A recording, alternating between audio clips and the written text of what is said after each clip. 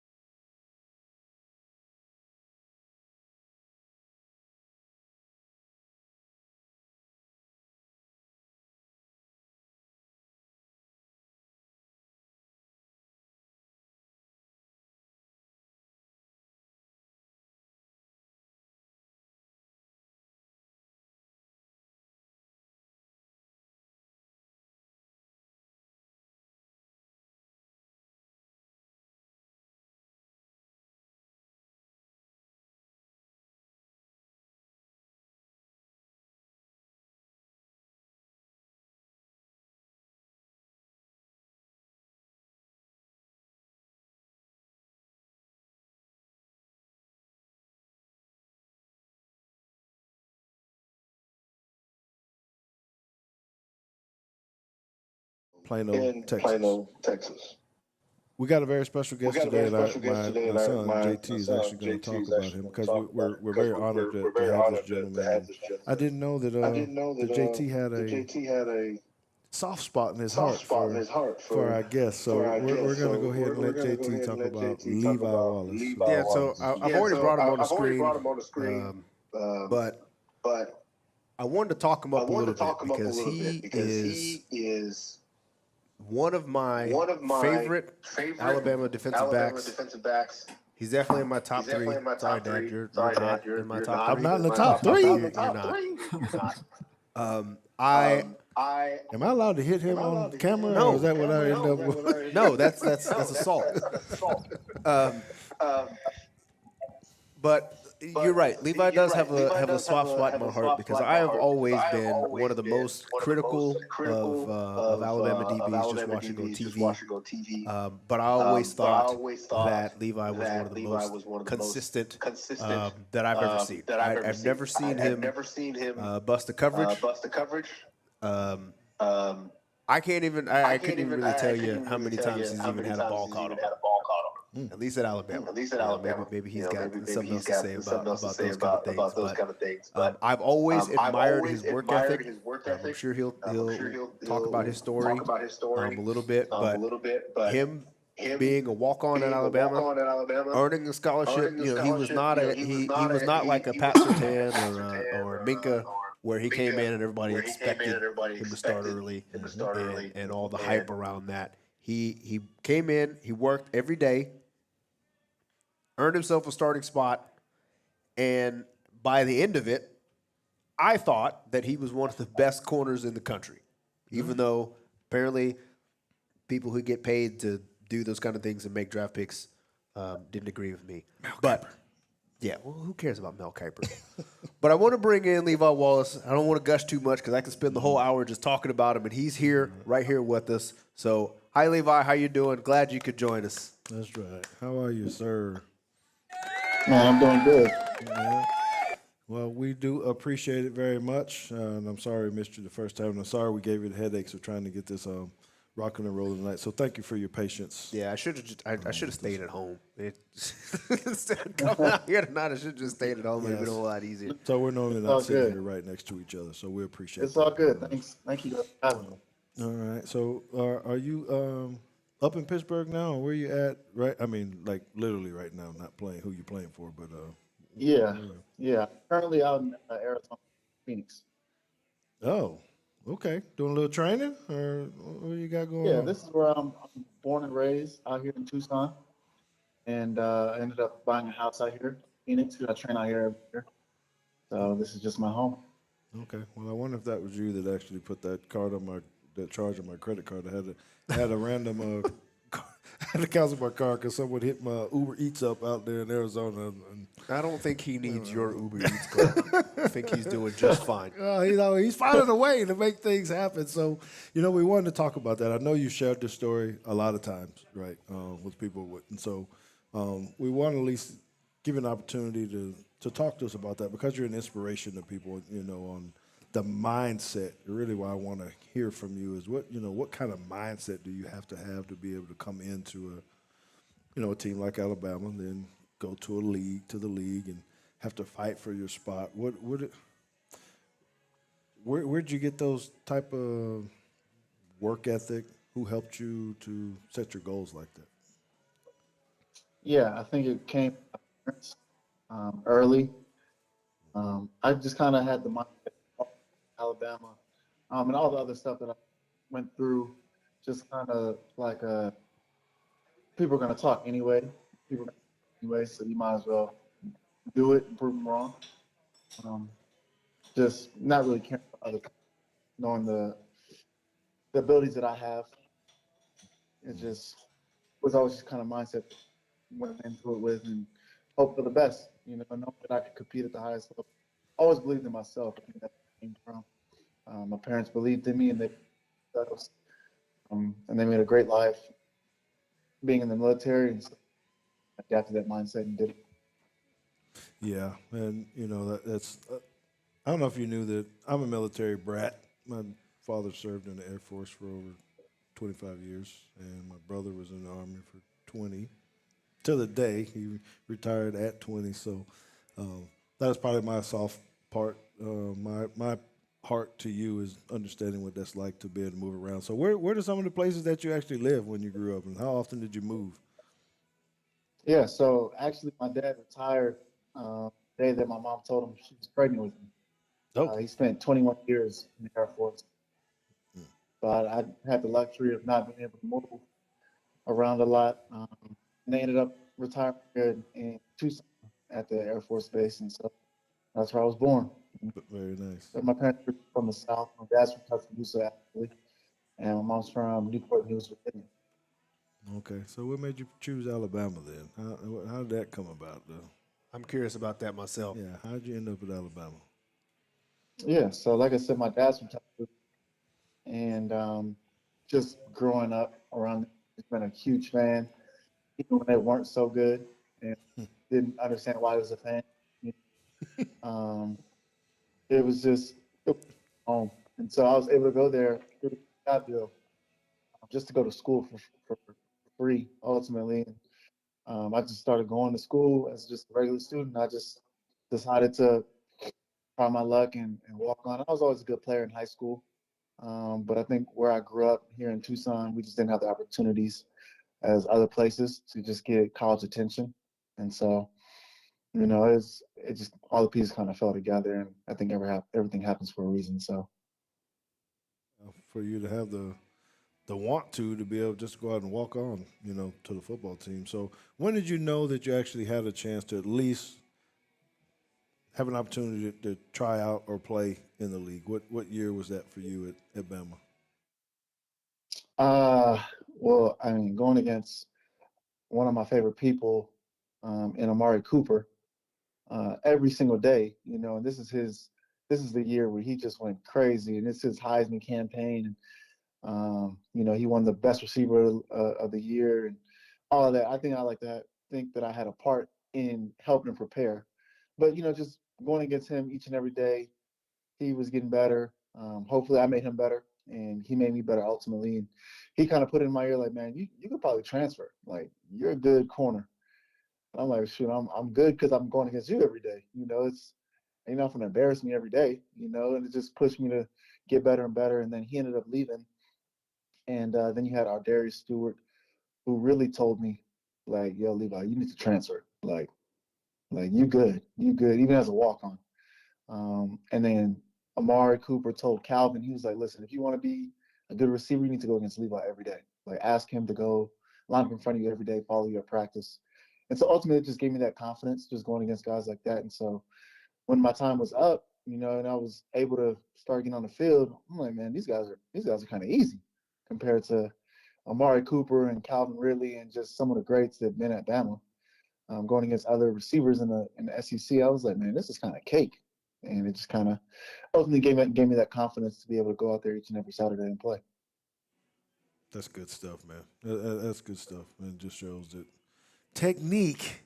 We'll probably have to have you back on the show to really talk about how you actually manage your bump and run and all that kind of stuff. Because we're always talking about that kind of stuff and the mistakes people make when you. Yeah, and he's one of the best at it.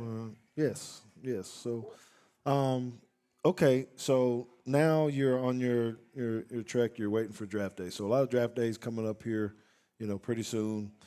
what was your mindset going into this? Did you have any hopes or dreams, or did you know you just might be someone that would call? What were your thoughts pre-draft?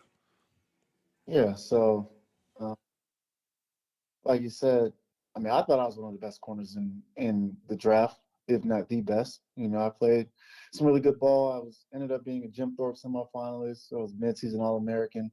All the, you know, accolades and stuff like that. And so I thought I had a chance. You know, you start getting online, and you see like, oh, second round, third round draft picks, and ultimately, things just didn't go that way, and I ended up getting undrafted, which kind of, it is what it is now. But I definitely took that mindset um, into the league with me, knowing that every team missed out on me multiple times, and so I kind of take that into every game now that I play. Like, I'm going to show this team why they missed out on me. And ultimately, it's my mindset to try to get a pick and just run down the sideline in front of their sideline, just let them know who it was. You know what I mean? Um, but yeah, I mean, it is what it is, and it kind of it's my story. And I think the Lord's been able to bless me and my ability to go through these hardships because it kind of made me the person I am today. To be able to play as hard as I do, and train as hard as I do, because I honestly don't know where I'd be. I don't know what kind of mindset I'd have if I didn't go through some of those trials and that adversity coming through college and going through the league. Man, so now I'm going to say this, and I'm just asking if you don't feel comfortable answering anything. Please don't, but if you do, because there was a time in my career, it was really started about going into my fourth year where I felt like I hit a adversity in my career. Ended up playing 9, right? But 4, 5, 6, they were really bad. 7, it felt like I had to continue to try to fight and make the team, or rake the roster, or get on a special team squad or something to try to play. So, um, what was it? Your faith that really kept you, that is keeping you grounded now, knowing that you're there. And I see you still got a little chip on your shoulder and stuff like that. But really, what really motivates you now to say, "Hey, man, I'm still going to be good and still prove people that I'm Uh, one of the better in the league." yeah, I think I still just haven't played my best ball at corner, um, and I think that keeps motivating me each and every year. Because I go back and I'm like this past year was statistically one of my best years with 4 interceptions, but I dropped a lot too. I should have been leading the league easily, just with the ones that I've dropped and plays that I want back that are easy to correct. And I just feel like I just haven't played my overall best ball yet. And I told myself I'm not retiring until I get a pick six in the league anyway.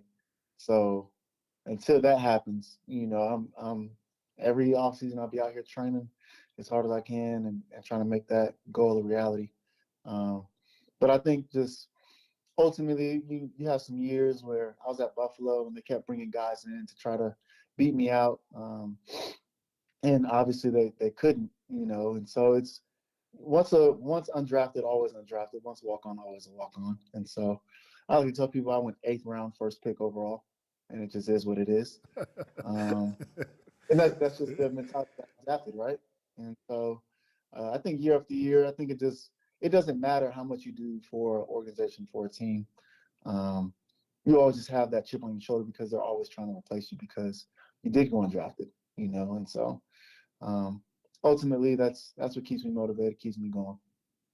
Well, to you listeners on both YouTube and the ones that are listening to the Reporter podcast, we do thank you.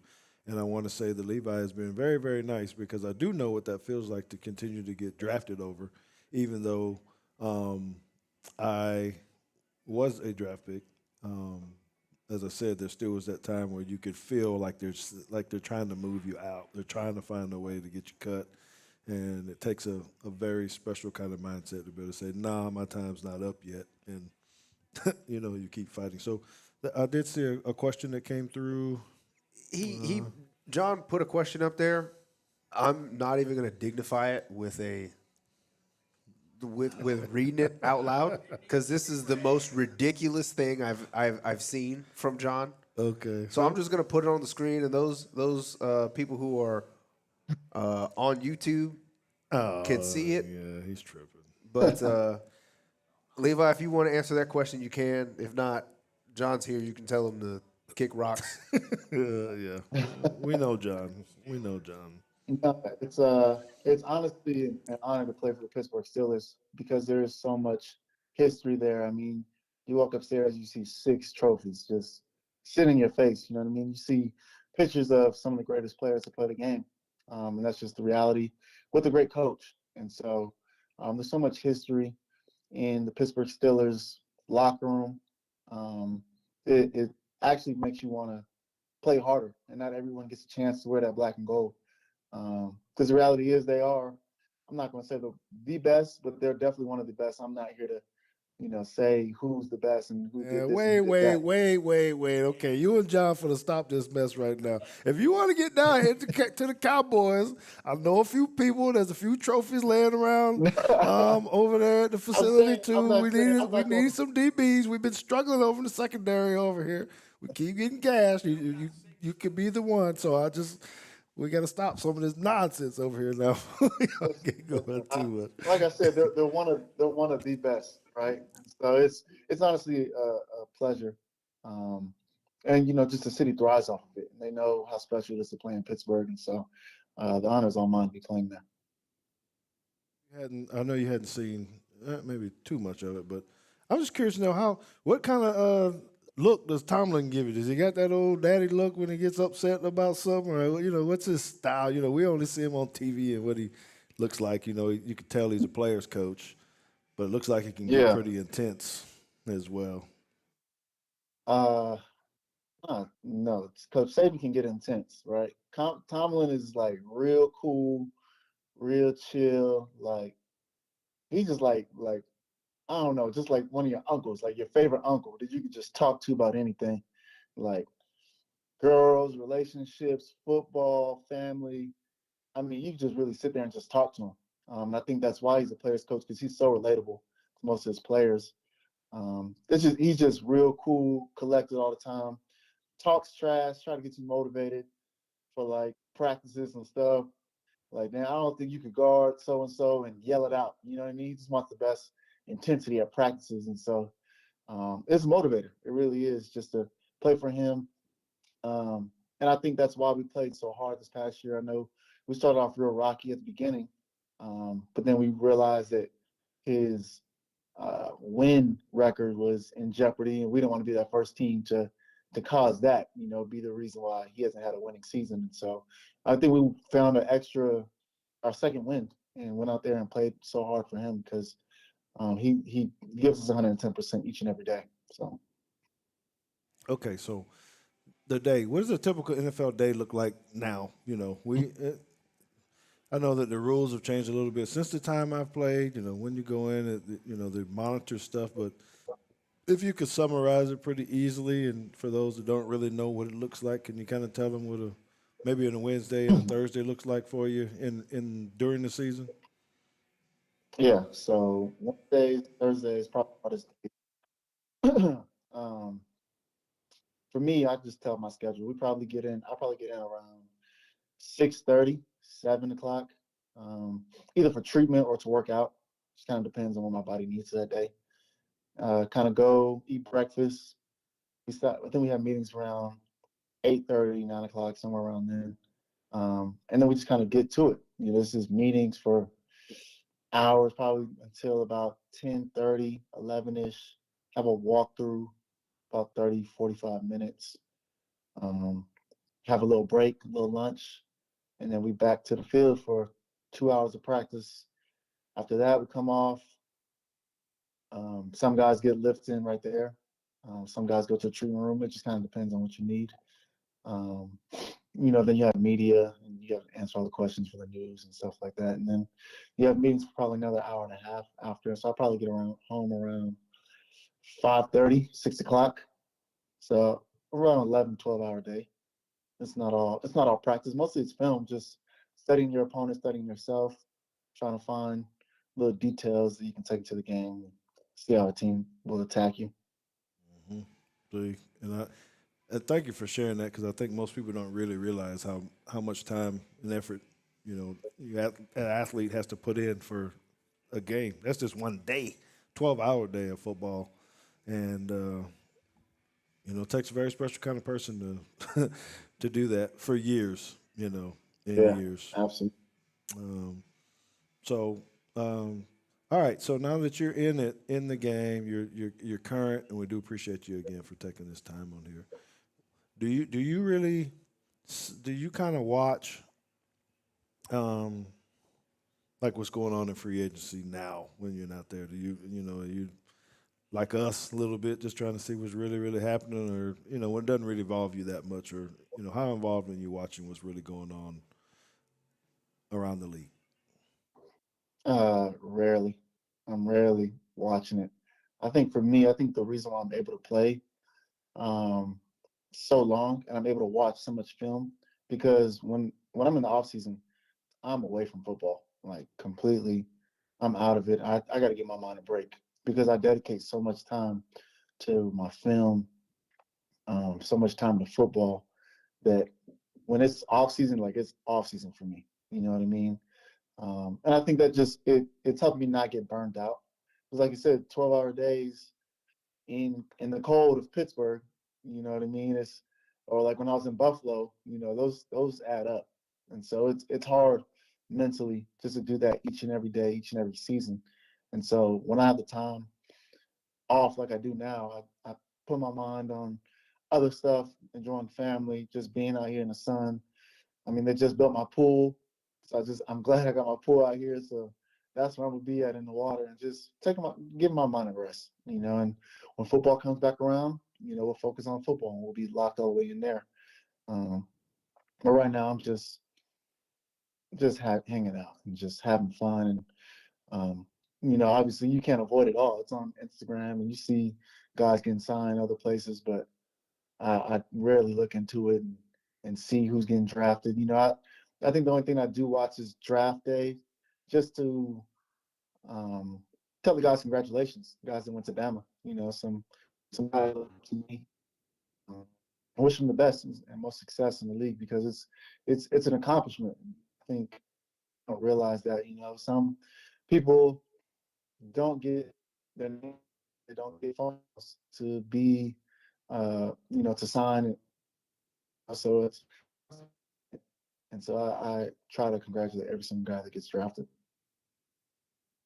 That is pretty cool, and I will say I had the opportunity to meet Levi face to face on one of the Alabama Crimson Tide the cruise. I don't even remember what year that was. They were actually on the cruise. It was It wasn't. pre-COVID, It wasn't the year that I was on It the was right. cruise. huh? It was right before COVID, or was that I think it was 20, like right before. you weren't on the cruise? No, not. I went in 2018, but I haven't been since then. So yeah, he's probably right. In February, it was because it's usually around Valentine's Day or around your birthday or something. So February 2020 seems to track. Yeah, that's probably right. So, yeah, it was very cool to be able to meet him in person, and you can tell when people are humble and different things because there are some of our friends, some of our teammates that are kind of hard to get along with, But Levi was one to one, and I don't get starstruck that much, but I was like JT. I wanted to be around Levi, and I actually asked him, "Hey, will you take this picture with me and stuff?" And it's kind of cool. So I don't know if you actually touched me at that moment too, as well, just being as open as you were with my family at that time. Okay, so which place is colder, Buffalo or Pittsburgh? Man, that's not even close. It was Buffalo. Man, it's I'm t- I was t- I was telling somebody like, and this is just my thoughts. So two things, right? Um, it's starting to get so cold that it's starting to get dangerous everywhere. It's starting to get dangerous. They need to put domes in these places because I mean, think of Buffalo. They had to have a game in Detroit this year because there was so much snow that Detroit, or that who was it? The Browns couldn't fly in to the city. There's so much snow. Then they couldn't leave after playing Chicago because there was so much snow. So they had to stay an extra day, miss Christmas, or get back late after Christmas or whatever. So it's just it's honestly Buffalo is second to none. But also too, like I said earlier, I think Buffalo has a great team and they're really good, especially early in the season. And I'm just talking from experience. I think just playing in that cold each and every day and not having a lot of sunlight come to Buffalo, Wears on you a little bit, huh? it takes a taxing on you. It really does mentally. Um, and I'm not going to say that's the reason why we keep used to beat me, but we can't just finish off in the end. But I think it's a factor, especially when you get a lot of guys who live in sunny places in the off season, then they come to Buffalo, or they've never played in cold before, like myself. Being in Arizona, then going to Alabama, it was just a whole. Man, I ended up finding out I got Raynaud's, which is not enough blood gets to my fingers, and I didn't know that until I started playing in the cold. I dropped like 3 picks my rookie year, and they're like, Levi, you can't catch. I said, wait, hold on now. I was a receiver. I can catch, but I just couldn't feel it, and I didn't know that was even a thing um, until I went there. So now I have to wear like doctor vinyl gloves underneath my regular gloves just to try to keep my hands warmer, and just do tricks of the trade, Vaseline and warm skin and all this other stuff. But it's different when you go to the cold and you're just not used to it. So it sounds like he's saying that in order for Buffalo to win a Super Bowl, they actually just can't have home field advantage. They need like Miami to have home field advantage. So that last game they just go down there and play in Miami instead. I Hey, guess. listen, I remember, was it 2 years ago when I was in Buffalo? We were about to play. I want to say, I think we were about to play the Patriots, and we were looking at other playoff games, and I think you saw like L.A. I think LA was playing, and you see these guys pulling up in Louis Vuitton shirt and shorts, sunglasses, in a Ferrari, And and you we up there over with a here park in on. big old what big coats, jeans, 4x4s, trying to get through snow, and it's -7 playing. I'm like, man, look, forget the home field advantage, man. We want to go somewhere You else. want the Man, vacation. it sounds I like promise you. I promise you. he's making the case to get on down here to the Dallas Cowboys. We get a little bit of ice, we get a little bit of Yeah, snow. but they play What? indoors. They got the retractable. I know. Yeah, that's right. I'm just saying. He can get a few trips up there and deal with it. He already knows how to dress now. He's gonna know what kind of shoes to wear. He's had all of his training. He's got all the little tricks with the gloves and all that kind of stuff. He can come down out here in the heat. They'll take care of him in the summertime. They'll go on out to Oxnard. And then when it's time to go to Green Bay or wherever they got to go in the playoffs, then he'll go and he'll be fine. He'll be able to tell people how to dress. So anyway, I'm gonna go ahead and make that case for you. I know you can't do anything. Your agent can't really say any stuff because your contract situation and all that. But like I said, I'm gonna have to go ahead and call over there to Dan Quinn and say, hey, he can't talk to you, but I can. So when the time is right, you need to go ahead and look at my boy because we got some pretty good coaches down here too in the secondary. And No anyhow, doubt. No doubt. I'm gonna keep putting that bug in your ear just in case. Now that you got my number, you know what to happen when you're in the area. Perfect. Perfect. Okay, so can you tell us who your mentor is then, um, for your just your skills now. Typically, we're looking at somebody, or who do you try to model yourself after? So it could be someone current or in the past that you really look to and say, "Man, I want to be like that." Yeah, I think for me, I've never really looked at guys who played before me. Um, Outside of one person, which was Javier Arenas, Bama guy, and he was coaching at Bama when I was there. Another big reason why I was so good. I actually learned just how to watch film through being with him. and study the game of football. But he was a great corner as well. Um, but I've never just been the one to just turn on film and look at guys outside of like some highlights of like Richard Sherman. I just I've just never it's never piqued my interest. I've always just wanted to be me, because I think so much of football is mental.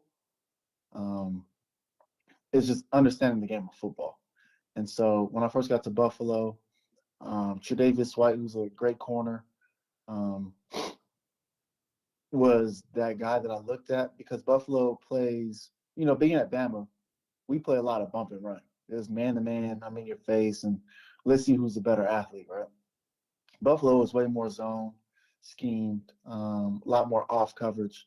And we just didn't practice a lot of off back at Alabama. And so um, he's, if not the best, one of the best off corners I've seen ever.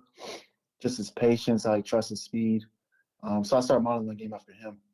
And I quickly, after 2 years, um, became, I think, one of the best off corners too. Just reading routes, understanding concepts, just watching him, having conversations with him. And so those two guys, probably Javier and Tre'Davious, probably guys I've looked up to. As far as the mentor, um, probably my chaplain from Buffalo. I lost my dad when I was back in college, and I think I was able to go to Buffalo just to meet my chaplain. I mean, he's just kind of took me under his wing and molded me to be the person I am today, and helped me with my walk and my faith, and just showed me what it looks like to really be a man. And so he's probably my mentor, probably the biggest guy that pours into my life. But that's outside of football. All right. I appreciate that. I'm sorry to hear about your pops as well. So I need to ask you a technical question about football. Me and JT always talk about this, and a lot of people that we do. Obviously, a lot of people that listen to our show, and this is about bump and run. So I want to ask you just a couple things. Is this about to be which way you turn, look and lean versus? Well, no, I actually want him to say, hey, what did they really teach you to do at Alabama when it came to bump and run and when you were trying to find the ball? Was it a turn, look and lean, or was it to play through his hands and whichever? And is that still the same thing that you're having to do, in the NFL? Is it the exact same thing, or how much different is it? So there's two parts to that. What did Bama tell you to do, Nick Saban? Do you turn and look for the ball or do you not? And what was the reasoning? Why? That's the first part. Uh, so back at Bama, it was I don't know if we were really taught. I think because I played receiver for so long that I just have a good feel of reading receivers, knowing when the ball's coming, having the confidence to turn around and look for the ball, whether that's through the guy. I mean, it's all about positioning and where you're at. Because sometimes I don't turn and just play through the guy's hands. Sometimes I feel good and I'm like, yeah, that ball's in the air a little too long. Let me just locate it. Um, because now you have back shoulders, and those suck because not only do they catch it, but you looking and you still running looking for the ball. He stopped, caught the ball, and now he's sizing you up. Um, so I think for me personally, it goes to film study and what a team likes to do. And I'm like, okay, do I have time? How does the quarterback throw the ball? Does he throw it on the line like Tua, or does he put air under it like Andy Dalton? It kind of differs for me, personally. I'm not sure. I honestly don't remember what they teach at Alabama. I know in Buffalo it was always play through the guy, which ensures you the pass breakup, as long as you don't panic. I think with me, how I am, how I'm talking to you, how my personality is just real mellow is how I feel I play. So I never panic when I know the ball's in the air. Like I never think like, oh, this he's gonna catch this. It's like ball's coming, either I make the play or I don't. And more times than not, I usually do. But then it's just knowing like how long is he looking back for, and just kind of understanding football and that quarterback. Like, okay, I'm gonna turn my head this time, and let me locate the ball. And so I was able to do that a couple of times this past year, and it worked out for the best. And sometimes like playing against Joe Burrow where they throw a lot of back shoulders. It's like, okay, I'm not looking back. I'm looking back through the guy on this during this game. So I think it just kind of depends on the receiver, the matchup, the quarterback. It just all depends. Okay, that's fair. Don't you think? Yeah. JT? I think Yeah, I that's think so. fair. I mean, it makes sense. It's. I just felt like that. I 100% agree with you with the back shoulder fades and those things they're very hard to defend. So a lot of times the normal fan is saying, "Wait, why aren't we looking back for the ball?" And these are the things that we Yeah, always try to talk about. Just because I know it's harder for you to grab interceptions too if you can't turn and look for the ball. yeah, Um, yeah. I think guys don't understand where they're at on the field either, and so I feel like I have really good awareness as far as like yardage down the field. My back shoulder is probably within 18 yards. Um, but then you have guys like T. Higgins who they'll throw the ball deep, and he's good to like not push off, but like give you a little. Let me let you feel me just. I'm just separating a little bit. Let me just put my hands on your back. You know what I mean? Where it's like I can't even get to that ball anymore. And so like guys like that, I'm like, man, I'm not looking back to the ball. Not the other way. I'll look back through him. But that comes with just knowing where you're at on the field, and just knowing what receivers like to do and things like that, just matchups. But like I said, I think one of the things that separates me is my IQ for the game and just understanding football. I was about to say your IQ period. Actually, I don't know what you majored in or what you went to school for, but I'm betting that it wasn't just some little easy old kind of degree. Um, just listen to the way you're talking. I don't know. He majored in horticulture. Uh-oh. Horticulture. I have no idea what that is. Gardening.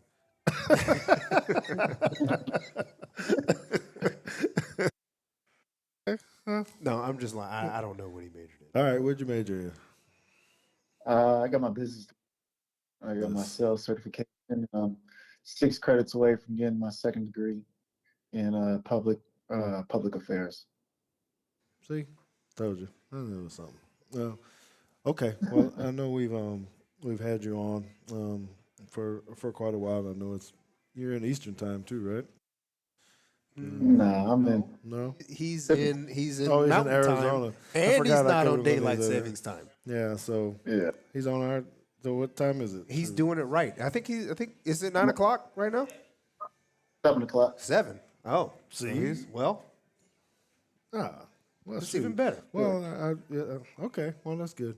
Um, but anyway, so won't you tell us about this before we let you go? Because there's a couple things that I know you're involved with. Your foundation. Can you tell us a little bit Mhm. about that and what that what you're trying to get accomplished? How can our people help you if they want to? Yeah, so it's called Levi Wallace Foundation.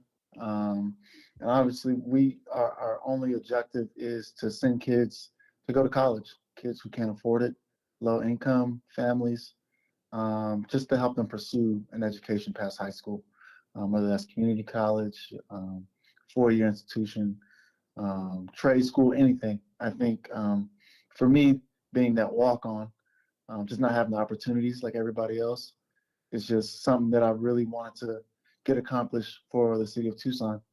Because I think so many players come out of Phoenix because it's a bigger city, better schools, better funding. And so, how could I pour back into my community, whether that's doing backpack drives and doing stuff on Thanksgiving, and we took 60 kids Christmas shopping last year, and so just trying to pour back into the city. We have a football camp coming up where last year we did one. We brought a bunch of NFL guys out to help us run that. This year it'll be similar, but we're kind of switching it up for high schoolers as far as doing like combine stuff and getting them official times. And had a meeting this morning, and I have one tomorrow with a company that will really give kids laser times and just good film and recording it all, just so they can have an advantage because there's so many better athletes I feel like out of Tucson than myself, just without the resources. And I was able to go to Alabama just off my dad and mom being military.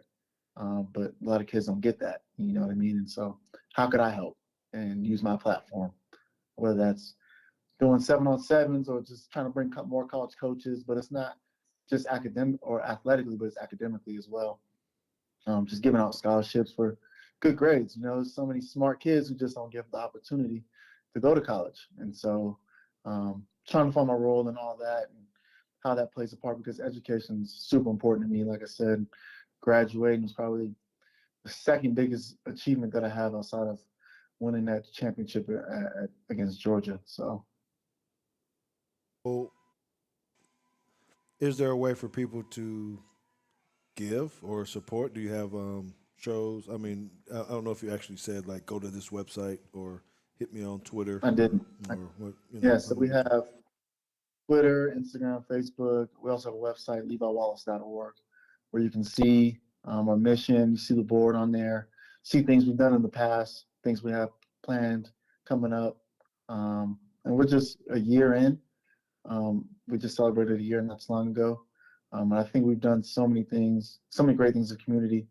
You know, we have so much more planned, especially this year. We just finalized our calendar, and so all that information will be up soon. So if anybody wants to volunteer with donations or their time, we have events in Pittsburgh as well here in Arizona, as well as Alabama. I think a lot of people just go to Alabama or Tuscaloosa and go to school and then leave. And I know Coach Saban does a great job of giving back to the community, but I don't want to single out, you know, the place that helped me get to where I'm at either. The university, the town where my dad grew up, you know, the school. And so we have some events coming up in Tuscaloosa as well. Do you do for you personally? Do you do speaking engagements or any type of appearances and stuff like that? And if people want to contract you or to hire you, or if we want to get you out here to Tide, Texas, to come speak at one of our events, how do we do that? We hit you through the foundation, through your website, or what? Yeah, so you can do that to the foundation, Instagram. There's also contact us on the foundation, or you can go marketing at leviwallace.org, and email me on there with my team. Yeah, and we'll just kind of set it up. But I've done a couple. I've done probably 5 now.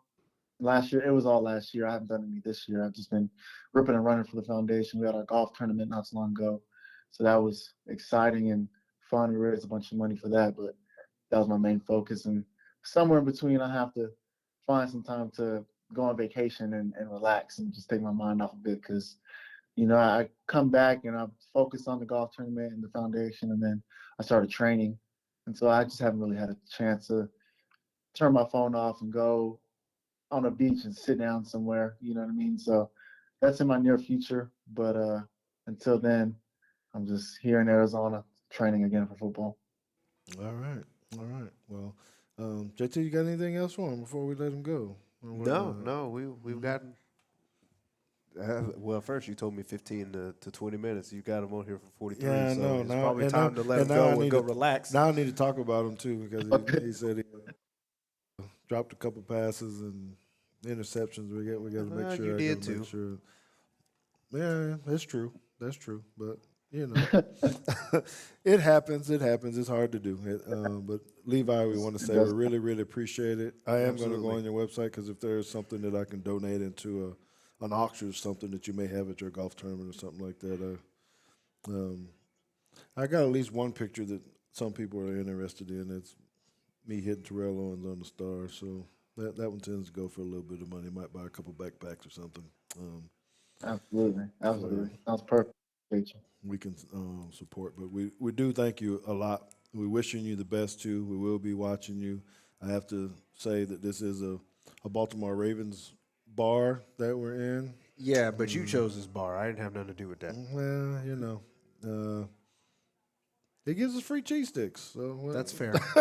you know, so it's all good. If there's anything we can ever do to help you, particularly, you know, you personally or with your foundation, please let us know. And I got a feeling that John, with that real long last name with the O, probably going to be trying to reach out to you, figure out a way how to get you down here in Texas, come talk to some of our Alabama folks and maybe support Sounds you. like. Yeah. you know, so we do want to thank you for your time. And we want to say you are the man. You are an inspiration. We do appreciate it very much. That's all you. That's all you. Appreciate it. Okay. Thank you guys for having me. All right. We'll be in touch, brother. Yep, Thank you. Thank you. Bye. Bye. Thank you guys. Man, that's awesome. Just to be able to talk to him. And, you know, when you get to hear people are so, like he said, he's just so calm, you know, but the intensity that you got to have to be able to play in that and just, you know, in the league and the overcome. Not saying you got to be cocky and all that kind of stuff. He just, I know he probably would fool you and you wouldn't know he was an NFL player if he just walked up. Yeah, for sure. But It's pretty cool. So I'm hoping that we are able to help him. I hope that all of you will at least look into trying to support him in some kind of way, especially if you're dealing with youth and trying to get them to college. I think that's amazing because what do we always talk about here on Teague's Tech anyways? About sending people to college. Anyway, I know we're only talking about sending them to the University of Alabama, but if he's just doing it for a great cause, just to get people to love education, then we should do that. If you need him to speak, don't forget it's at marketing at leviwallace.org. Thank you. So that's a good deal, man. I mean, what you got to say? Do you feel any different or any better about him after knowing what you better. I mean, do I feel better about him? No, because what's the coach say? He is who I thought he was. So, okay. no, you know, sometimes they say, you know, never meet your heroes, but he's one you should. Oh, you missed him, didn't you, too? Yeah, I wasn't on a cruise. Yeah, we'll figure it out sometime. Okay, so I want to take a couple minutes. Even though we started late, we can still try to finish on time if you want. But I want to take a couple minutes because this is really, I'm going to switch gears if you're all right with that, because I kind of want to talk about the whole Lamar Jackson thing again. I'm getting tired of hearing about it on TV and all that kind of stuff, but I really just need to figure out. Well, maybe you can inform me because I have checked, much like Levi, I have checked out. I don't know what's going on. I do know that he asked for a trade a long time ago. That's about. He did, and he waited a long time to tell everybody that. So this is where the whole talks comes about. And I didn't want to push because Levi's still in the league and all this kind of stuff to ask him about, you know, this kind of thing. I wonder what you know, because Justin's in the chat, so I wonder what Justin's got to say about this whole him being a Ravens fan and whatnot. Well, and it's real. Yeah, that would be good to hear. But it would, you know, it's kind of with him not having an agent. You know, no one's leaking anything or any of that. No, so everybody was just trying to figure. You know, it was said that Lamar Jackson wanted to have a full guaranteed contract.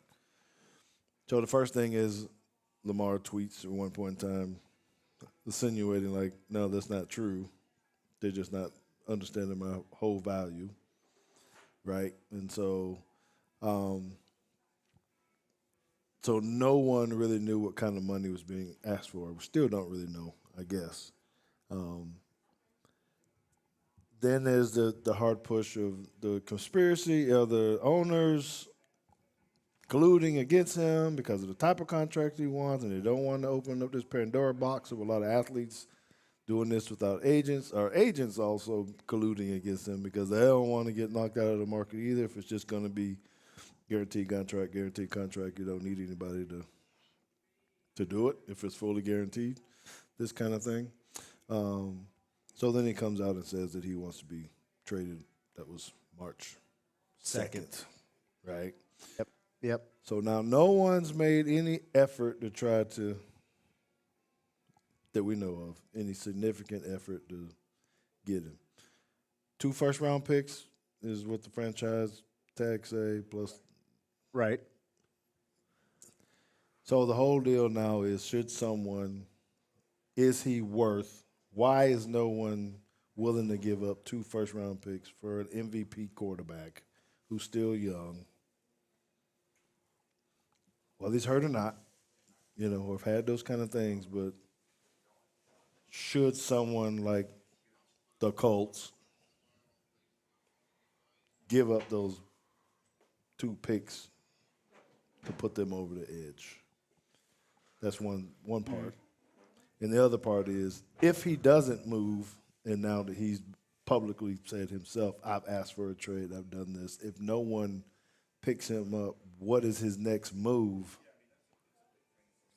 after the draft or going into camp? Does he sit, forfeit the $32 million?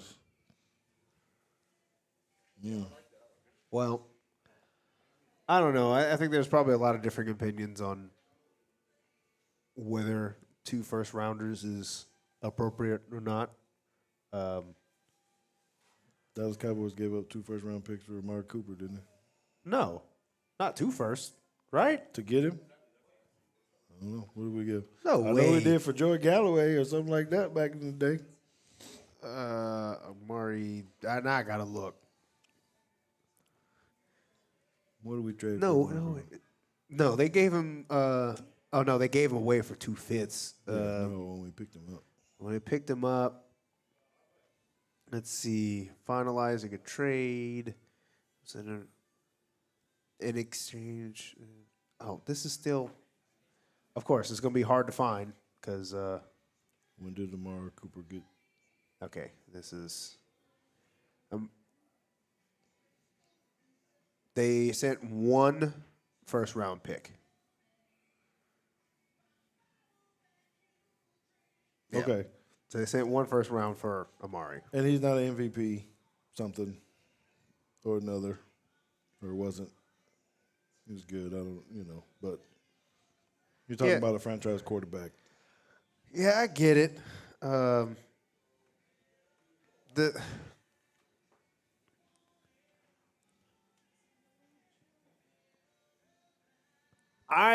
This is just me, though. This is just my opinion. I feel like even giving 2 first-round picks for Aaron Rodgers is a lot. Like, you are betting the farm. Because let's just say, it doesn't work out. Age and health have anything to do with that when you say that about Aaron Rodgers? Because I don't think I would give up 2 first-round draft picks for a 30-something-year-old quarterback either. Well, I don't know that I'd give up 2 first-round picks for anybody. Just because, if it doesn't work out and you're awful for whatever reason, you don't have you just don't even have a first. You can't even tank right. Dude, Ricky Williams, they gave up the whole draft. Yeah, and you see how that worked out. I'm just saying that was awful. Yeah, that was bad. And I don't know how many people have actually, but that's part of the deal of that lower franchise tag, whatever they call it. Yeah, I mean, so I feel like the problem that I think that Lamar has is there are teams that could give up 2 first-round picks for him, but those teams that are in a position to where they probably should give up 2 first-round picks already have a pretty good first-round pick. Yeah, and so that's the deal. Do you give up a 4th-round pick? I think the Colts are like 4 or something. The Colts are offering a 4th-round pick. If I was No. I mean the number, and does it matter where you are in the first round? Oh, what absolutely. Your pick is? Absolutely, it does. So would you give up a 5th round, or I think the Colts are 4 pick. Realism Sports Talk says Packers won't get 1 first round now, just a 2nd with the chance to become a 1st later. So that makes more sense to me. Aaron Rodgers? Yeah. What did he say? A 2nd? It's a 2nd round pick that has a chance to become a 1st later. Depending on what his output? I guess incentives or something like that. I don't know. But that's stupid. I'm not going to say if he balls up for you, I'm going to give you more. no, it's if he balls up for you, you owe me more.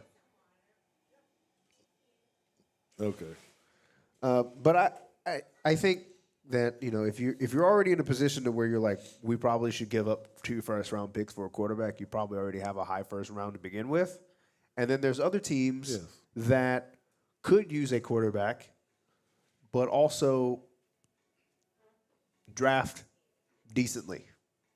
But what about the ones who don't draft decently? The ones that don't draft decently already have the high draft picks. I know, and that's why they're saying take the one that you're sure of because you're bound to mess this up again. That's what the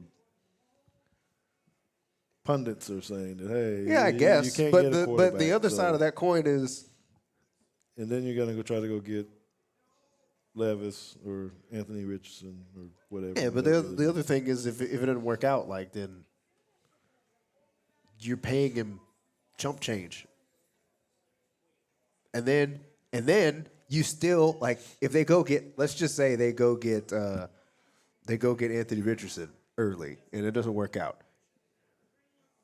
You're paying him very little money and you still get a high first round next year. You get another shot next year. Yeah, but you know how that is with the quarterbacks. They don't bounce on them too fast. So I mean, it sounds risky either way, right? You can give up 2 first-round picks and a whole bunch of money and hope it works out. And if you're not, you're tied down, or at least you suffer and you don't have a high salary cap hit. Okay. Now, whether that's right or not, I don't know. That would be my thought process, regardless of who the quarterback is. Yeah. So my bottom line is, has Lamar somehow screwed himself on doing this on his own, and just think about how it all ended and all this kind of stuff, if that he really screwed himself. Or I think at this point, yeah, I think it's hard because like if you don't get the trade and you got to go back to Baltimore, you lost on first round. Like that's first level. You've lost. It didn't work. Then now you have to decide: are you going to sign the contract and play, and be happy, or are you going to sit out?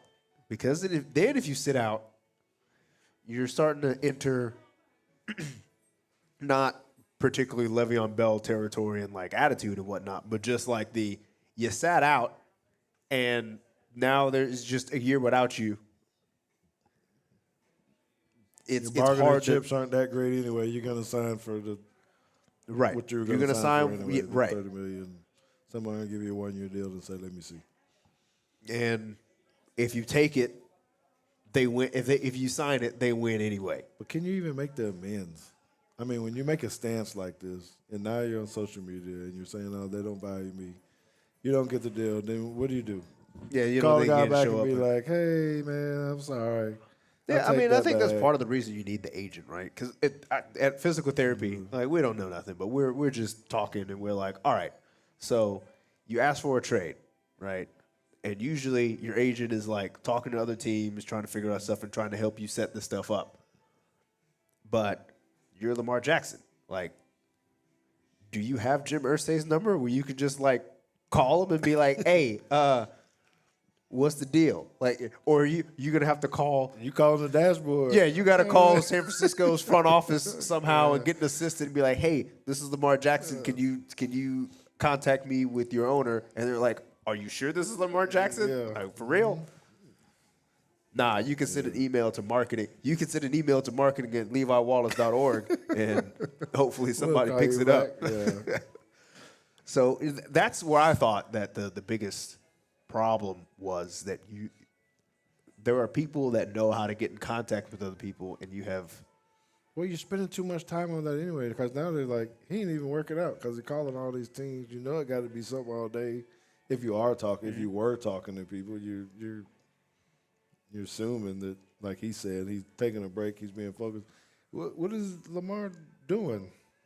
I mean, He's got to be on the phone if he wants to play somewhere. Yeah, you got to be accessible. You know, and I don't know. I don't know if you lose teammates because they've been here and you say whatever. I just maybe some of your receivers don't like you very much anymore. Just a bad situation, man. I feel bad for him, and I don't know who to blame, or maybe shouldn't even be blamed, but that's kind of what it is. No, I feel like it's just kind of a situation. Like I understand, not wanting to have the agent so that they're not getting a cut of your money, but at the same time, I think you also have to think about what that cut of your money is actually paying for. Yeah. Do we know if he got a law degree or something? I guess we didn't find out what he graduated in. Because I was like, why would he even want to do that? And how many times did that actually happen? Other than if you were maybe a free agent and you just, they kind of told you, this like is I what you're said going to get.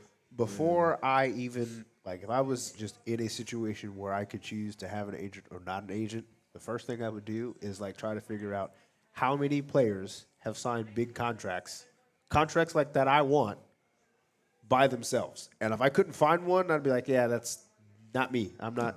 Especially as a quarterback, they all use whatever that guy's name was. I forgot his name. Same dude. I'm saying you just got to use, like, if you're a coach, you better call up Jimmy Sexton and see if he can. Because if not, then what are you doing? Well, I guess it'll be.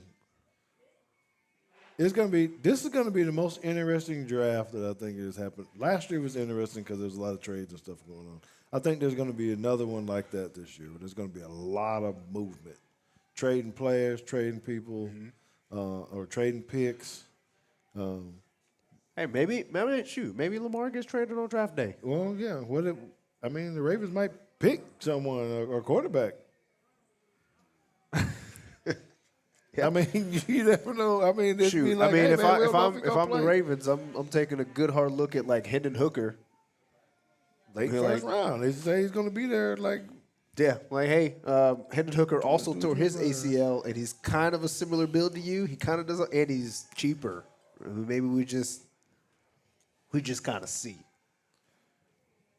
Y'all can battle it out during camp, and if you don't want to battle it out, then I guess you made the decision for us. It's that one, and it's also what do the Green Bay Packers do with Rodgers? Do they hold him hostage? Do they pull something late and just say, Nah, if I was the Packers, at this point I'd be trying to trade him for a bag of Cheetos. Dang, why would you just give up when you know you got a diamond that you're just gonna be like, he's you not, know what, I don't want it. He's just. You just gave him $150. They're already mad. You just gave him a $150 last year. Yeah, well, and that was what was mind blowing to me. It was like he kind of made it clear he didn't want to play for you last year, so he robbed you. He kicked in your door, and he stunted the development of your future quarterback, and then told you, you know what? I don't even want this job. Yeah, we're gonna have another show on that because I again, that's something I wish I could ask him, but because he's in the league, I was worried about putting him under the gun like that. But what about all this player negotiation out in the open? I don't know if I'm a fan that what Aaron Rodgers did, being trying to on get Pat McAfee, doing all this other stuff, and I mean, what do you expect from the team? Unless you're just trying to get yourself fired, I guess. Maybe that's the tactic. But But everybody seems like they're doing that. Hey, I asked for a trade.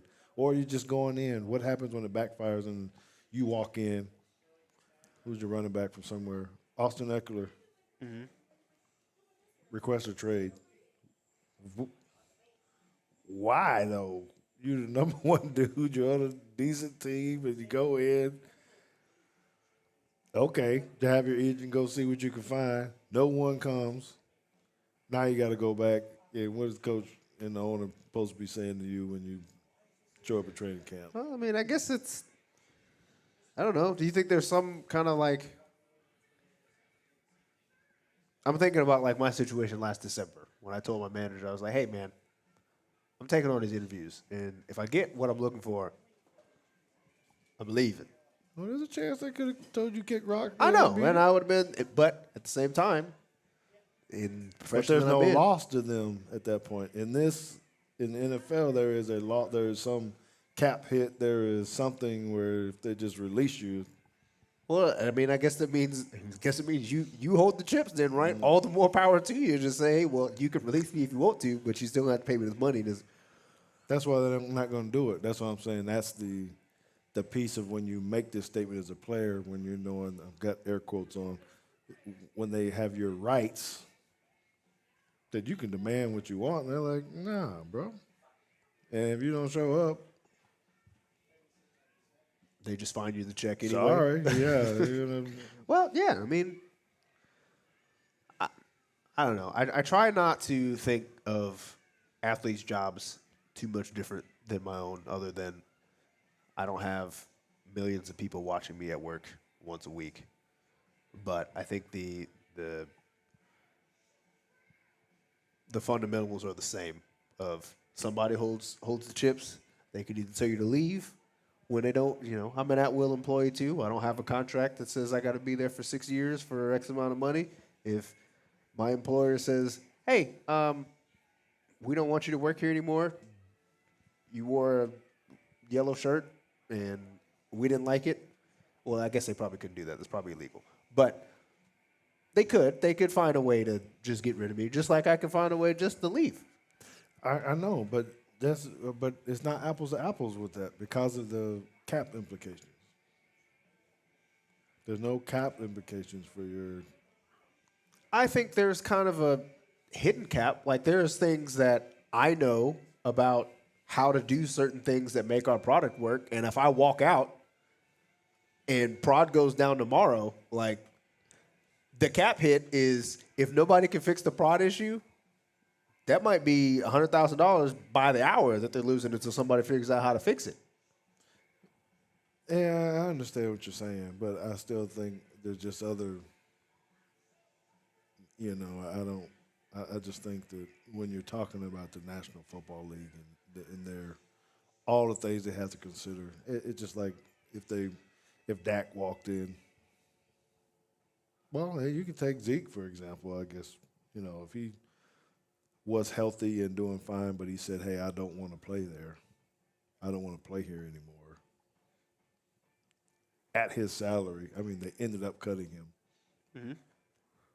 I don't even know if it's like really official yet. It's for a June 1st date. Yeah, post June 1st, which means they take a little bit less of a cap hit than they would if they would have did it right now. That's kind of. I don't even know how you can legally do that anyway. We're gonna cut you now, but go ahead and look. I think there should be different. No, it's not a cut. It's a. We already know you're not coming back, so go ahead. It's the same. My company actually did this. They laid a whole bunch of people off, but they told them, "We're laying you off at the end of the year," and it was like May.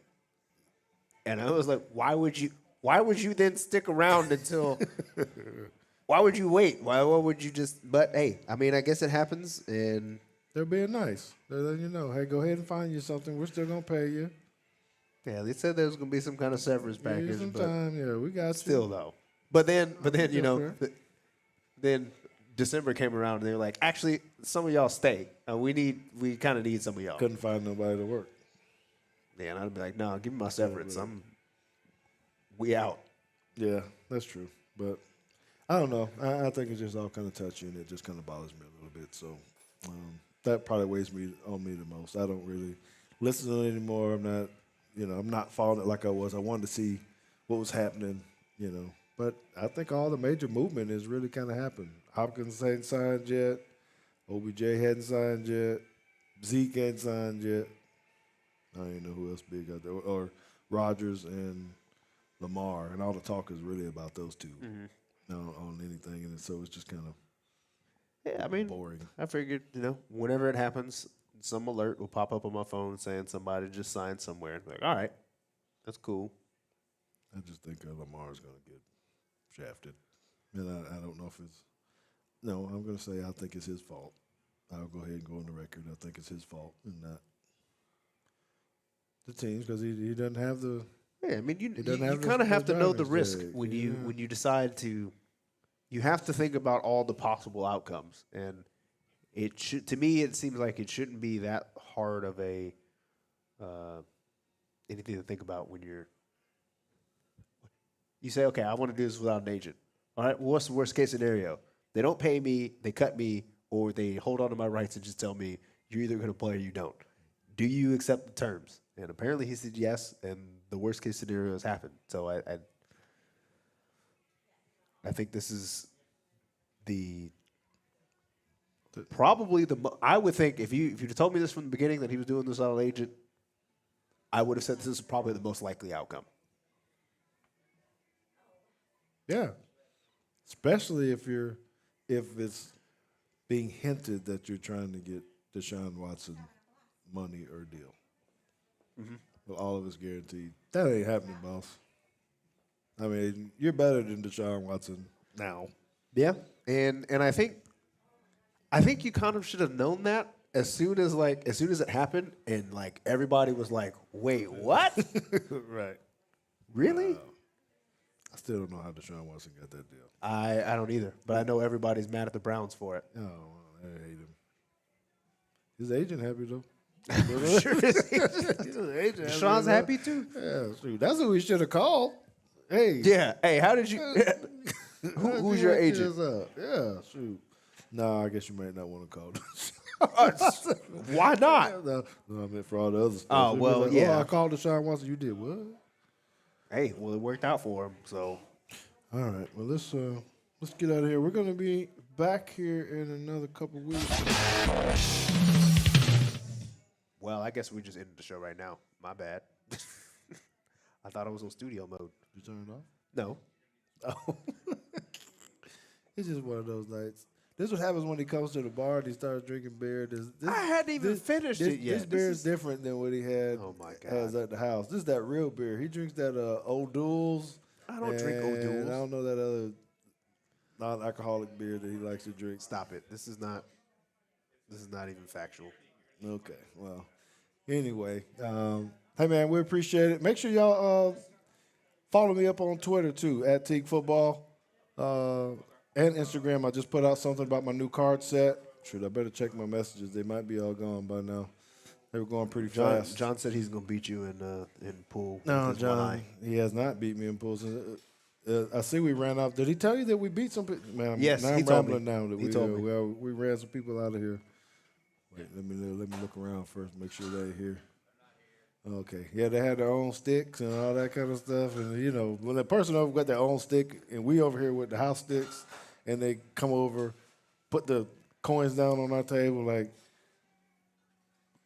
I got next. I'm like, oh, shit. Yeah, I'm like, oh, crap. And then started watching the play because they were still on the other table. I'm looking, I was like, John, I think we got them, dog. I think we got them. They got their own stick. It's like going to bowling alley. You got all your good shoes on, your fancy bag, you know, Your own ball? your good ball, and then you go out there throwing gutters, man. Man, you been gonna take some lessons from. I feel attacked. Yeah, no. I'm just saying you wouldn't walk up to someone else lane though. Oh, and be no, like, I wouldn't walk. No, "Hey, I would be trying to. let me get in. You know. No, I'd y'all be look trying like to y'all go doing something. get on the lane far away You from people. way So down there, if you I do practice. throw, yeah. You do your stuff, but hey, man, they came here. Dude had the form. You know, shoot. I mean, you look at his fingers all good. I was like, ooh, okay. And I'm like, nah, we got these dudes. Then they got mad. They started arguing. When you start making a couple argue with each other, you know. Relatives say, come play at his crib. He got his table ready. Nah. Oh, and I owe him a. He probably play pool like he played fantasy football. Or trash? Or how he plays. Oh, JT, don't let me forget. We got to make sure that we find out who the winners were. Of the pool, bracket, yeah. Of the bracket and who was in last place because we owe him some gifts, so we need to be able to. Wait, you said last place? First and last. Why does who cares about last place?